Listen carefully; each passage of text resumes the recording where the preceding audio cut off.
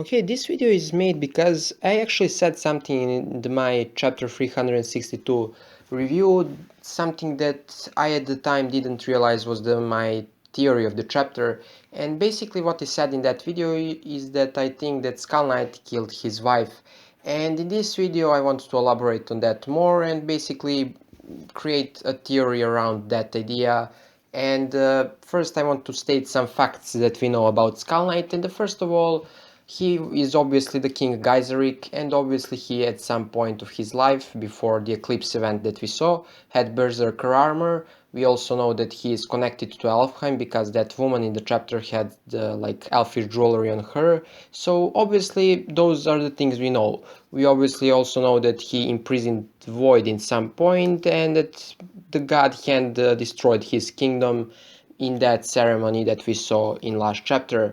We know obviously that because Princess said the story about the kingdom being destroyed by 4 or 5 angels. So yes, those are the things that we know for Skull Knight, like 100% sure.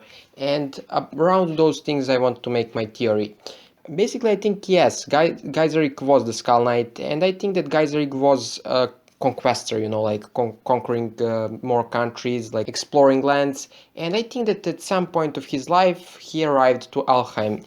And I think what happened is that in that time he got in the possession of the Berserker armor. I'm not sure if he was like forcing people of Alfheim to like make him magical powerful armor, or was it a gift from the residents of Alfheim.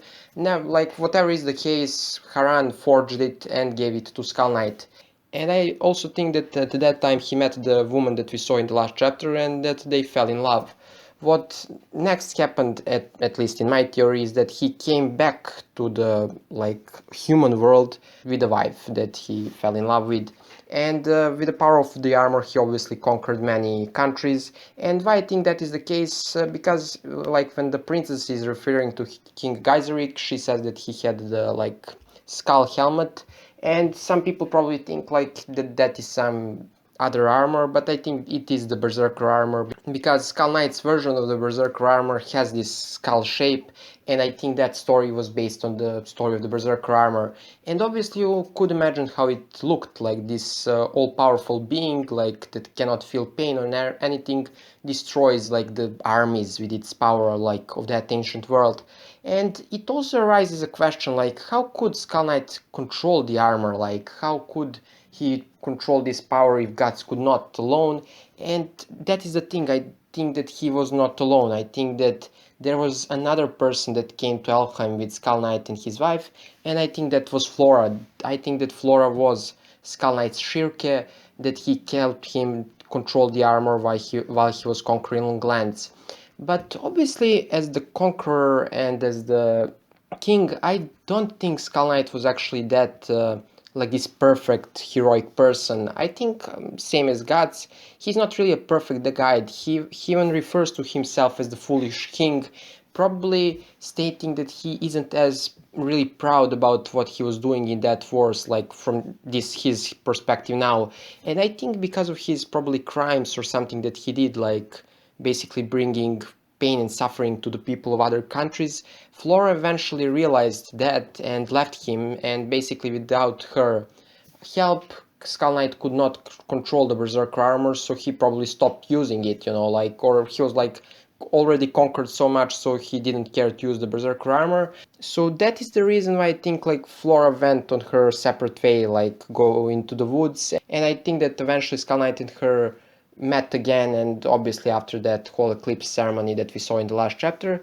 But what we know about the rest of the story, I think obviously Skull Knight now had his kingdom that he conquered with the power of the Berserker armor. He had his wife, and at some point of his life he got in bad relationships with the man that will eventually become the Void, and you can call him unlucky. And from the Mosgo story we know obviously that because of that conflict, Skull Knight imprisoned Void in the tower, or whatever the Void was called like at that time. And that is when this whole ceremony happened. I think that Void summoned the other god hand and this ceremony happened. And we know what happens next. Basically, from the prince's story, we know that 5 angels came and they destroyed Skull Knight's kingdom. So my guess is that Void used the egg of the king, or the god hand created some other kind of ceremony, like the one at the end of the conviction arc, and basically, like, Skull Knight's whole kingdom was sacrificed this time, and that is the ceremony that we saw in the last chapter.